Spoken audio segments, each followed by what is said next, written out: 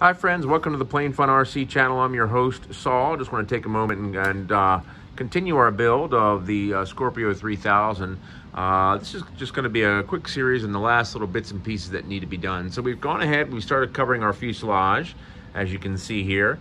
We're going to be doing our control surfaces in a fluorescent lime green. Sounds funky, but it'll look really cool. Now, what I'm working on right now is actually the landing gear, and you can see it right here. And let's talk about what we're seeing. So we've got our landing gear straps in place, as you can see right here, okay? And but because this gear is slanted so far forward, and you can see by looking at the aircraft how far forward it's slanted, the kit included these extra braces, if you will, 45-degree braces, that are held in place with copper wire that is subsequently soldered, which is what I'm about ready to do. And it just slides in. If you remember in the build, it slides into those holes where we glued in place that brass tubing. And so you can see I've got one landing gear here all set up, and then we're about ready to go ahead and work on the other landing gear itself, and it just kind of sits like this. So we're gonna go ahead, by the way, we're using 16 gauge copper wire. Picked it up in the local craft store. It's used for jewelry, but it's perfect. It's a good size. And when you wrap it enough, and I've done this before on another airplane, as a matter of fact, a giant scale Carl Goldberg Valkyrie, it actually works extremely well, and it's very, very strong. Now, of course, if you're someone who can actually weld, then yes, of course, you could obviously weld this onto here, and that would be optimal. But this is a poor man's weld, I guess you could say. All right, let's go ahead. We're gonna wrap the other gear, get it soldered, and more to come. All right, friends, as you can see, we've got both gear wrapped with copper wire. And now we're gonna go ahead and we're going to get them soldered. More to come. All right, friends, as we continue our update, you can see we've got our landing gear brace in place, and it looks fantastic. The soldering went really well. Make sure you use some flux. Flux will help hold the soldering in place. And when you do solder something like this, it's not going to be pretty. So don't expect it to look really all that good, to be honest with you.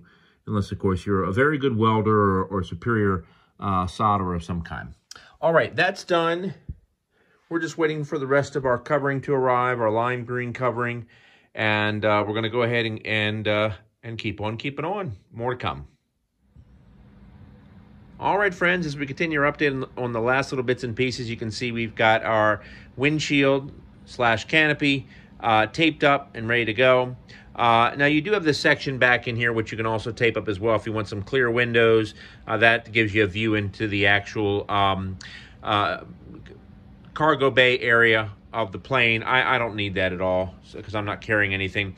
Now, what we're going to do is we're going to hit it with some of the Testor's enamel gray primer, and then finish up with some chrome paint for the actual canopy itself. That'll match the covering. It's about the closest thing there is in terms of matching the Ultra Coat covering.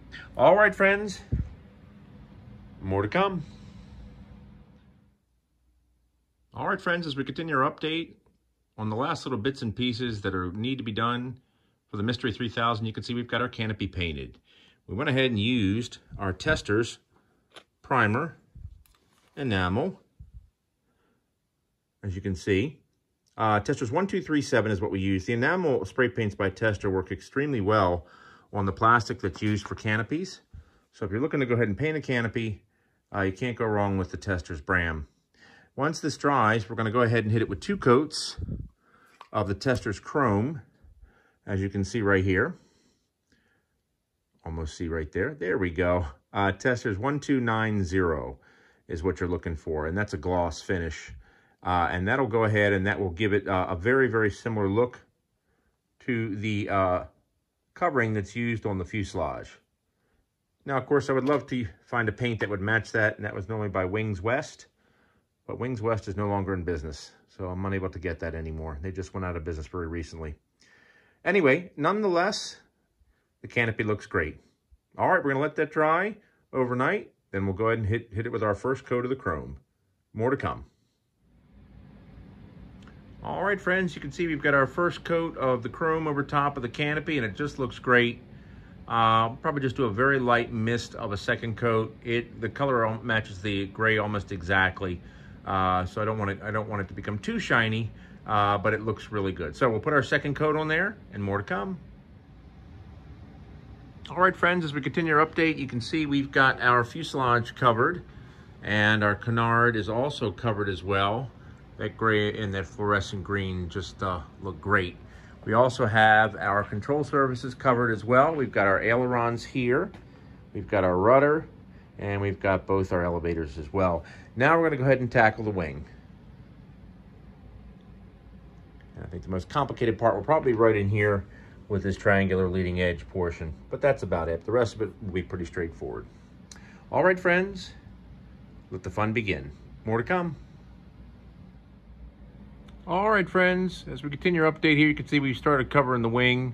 It's coming out really nice. This is the bottom half that we're working on, and just coming along really great. All right, friends, more to come. All right, friends, as we continue our update here, you can see the wing is done, and she just looks really good. Just came out really, really well. Really well. Very happy with it. Ultra Coat always does a really nice job when it comes to covering surfaces. So the top looks great, and the bottom looks wonderful too, as well, as you can see.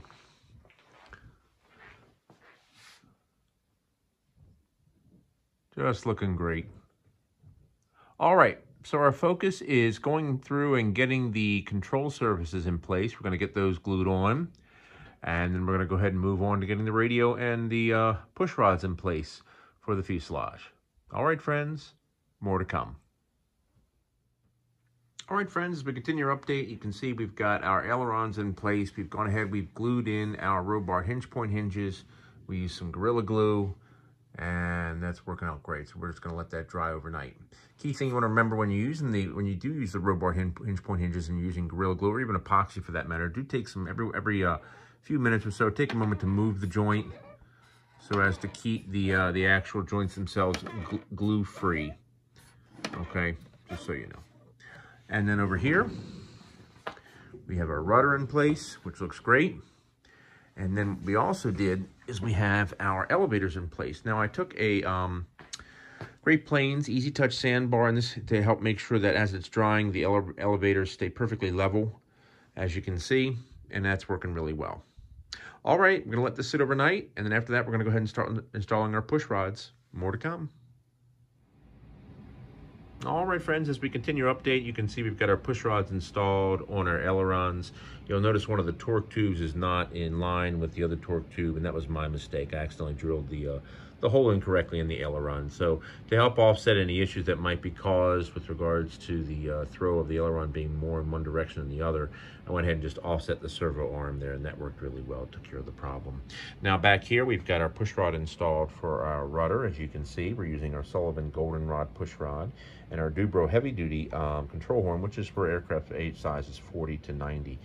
And very easy to install. I've used these on my giant scale, and I gotta admit, they make installing the control horns very simple. The key thing to remember is the hole here for the actual clevis.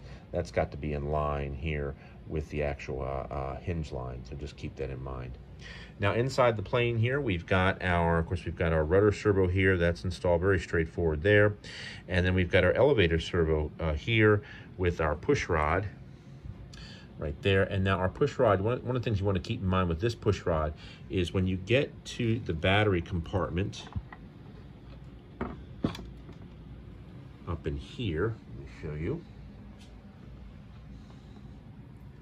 You want to make sure it's epoxied. You can see it right there, how it's been epoxied in place, because we need to keep it out of the way of the battery, since the battery itself is going to sit right there, okay? Now for our nose gear, you can see we've got our nose gear servo installed, once again using our Seacraft side mount servo holder. And then on the bottom, down here, you can see how we have the actual push rod installed going to our nose gear. That's very effective, by the way. Works extremely well, very clean, and provides more than enough throw. We're using one of the Dubro servo arms for Spectrum servos, and that works great. So all of that is installed, and Finally, you can see our elevator push rod too as well, coming out the side there. I was a little concerned as to whether or not it would actually clear the elevator, and it did fine. Worked really, really well. And once again, we have our Dubro push rod guide and our Sullivan golden rod. All right, friends, so the push rods are installed. We're getting near the end. More to come. All right, friends, she is done, and she just looks amazing. That cowling on there really adds a really nice touch to it, and I can't say enough good things about it. She is truly one of the most unique RC aircraft I've ever seen and ever had the privilege of building. And so we're just going to go ahead and get her ready for flight. And hopefully we'll have a flight video in the next couple months when it warms up here. Folks, thanks so much for watching. I really appreciate you checking out the channel and watching the build. We've got a really unique build coming up next as well here at the Plain Fun RC channel. Once again, thanks for watching. Let me just do a quick, quiet walk around and take care.